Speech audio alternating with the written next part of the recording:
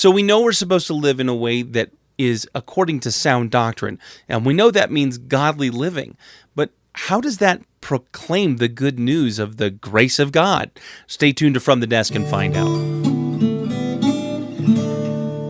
Hi, I'm Pastor Zach, and you're watching From the Desk from First Evangelical Free Church right here in Colorado Springs. This is our part 2 video of our study in the book of Titus, chapter 2.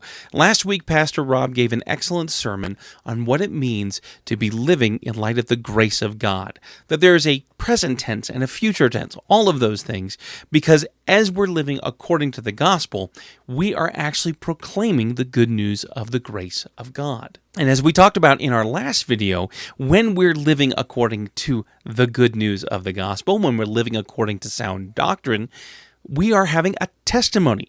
That testimony, our living testimony, impacts the way other people see the good news of God. By the time we get to verse 15, it says to proclaim these things, to encourage and rebuke with all authority, and that no one should disregard us. So there are 3 things that we really want to look to in this final verse in chapter 2. Kind of ties everything that we've been studying over the last few weeks all together. First of all, we are supposed to proclaim the things we've been reading about here in chapter 2. Secondly, we're supposed to encourage and rebuke. And third, let no one disregard us, which means we need to be living in public. First of all, what are these things? What are we supposed to be proclaiming? Verse 11 says, "For the grace of God has appeared to all of us." And it's repeated there in verse 14. This complete tied-in thing that God has changed us, has made us new people, so that we're no longer living like the Cretans around us, but we're living like heirs, sons of God, being created into the image of Jesus. There's 2 things that this section of chapter 2 is telling us to do. Number 1 is we're supposed to deny godlessness and live godly lives in the present age. And of course, this turns back all the way to what we've been reading about in chapter 2, all the way up to this point. Those first 10 verses, especially verses 2 through 10, giving us guidelines to live lives that are loving, that are self-controlled, that are above reproach. In other words, lives that are godly, that reflect the character of God. Secondly, we're supposed to live in light of God's return. As Pastor Rob reminded us, being a Christian and declaring the grace of God is also looking forward to His glorious return. We live both in the present age. We are supposed to live in the present age, but we're also supposed to be living with a light towards eternity. And as we have said many times, when you are thinking about eternity and what that means, that also means that you have a pressure to tell other people about the gospel. The second thing that we're supposed to do is we're supposed to encourage and rebuke with all authority. Now, that authority doesn't come because we've been elected. It doesn't come because you've been nominated as an elder or deacon of the church. It happens because God has given us the authority.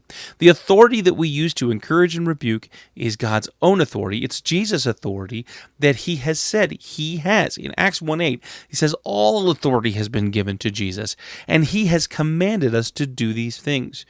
Not out of our own power or our own preferences, but according to what God's Word itself says. Now, that means that we're not doing this according to our preferences. If you don't like the fact that somebody wears a tie or somebody doesn't wear a tie when they gather on Sunday morning, that's not what this is talking about. We do have the authority to call people out when they're not living lives that are gospel-centered.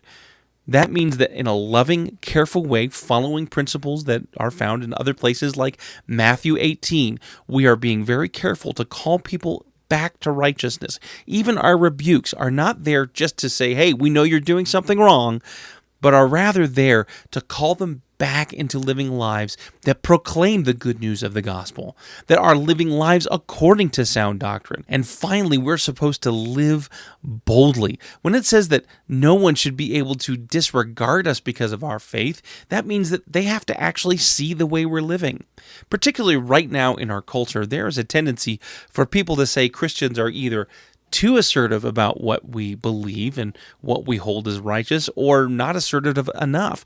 All you have to do is look at the Olympic opening ceremony and see how there's been so much conflict over whether Christians should be offended, should make a big deal, should boycott the Olympics because of what was fairly clearly a reference to a very famous painting depicting a very important moment in our faith. And I'm not here to argue one way or the other, but should we as Christians actually have interaction with those kinds of things? I think we should, because we as Christians are supposed to be living lives in public. If we're not living lives out among other people in the way that we live and the way we handle conflict, just as we just talked about, in the way we're living in contrast to the way the world lives, as the church was living in contrast to the world of the Cretans, then what we're doing is we're taking that light and we're hiding it. That's why Jesus told us to be salt and earth, to be a light on a hill. We're supposed to be testimonies of the gospel for those around us. However, if we're not proclaiming the gospel and if we're not living lives that are according to sound doctrine, then we're not able to live public lives that are blameless for the world.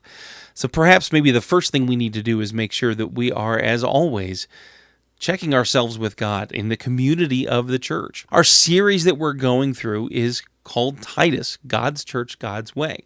None of the things that we're talking about, even though our behavior is singular, it's also corporate. Part of the way to check the way you're living is to make sure that you're living among other believers who know how you're living. What are the things you're struggling with? What are the areas that you need to have accountability in? That's all part of being the church God's way. Hopefully this has been helpful. We are only 2 messages away. We've got 1 chapter and 2 sermons left.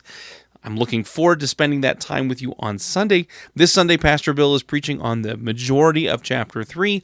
And of course, the following Sunday, August 18th, we'll be looking at the last 4 verses as we wrap up Titus. Thank you for watching. I hope you enjoyed this. I hope this has been helpful. And if it is, of course, let us know, leave a comment. That'd be great.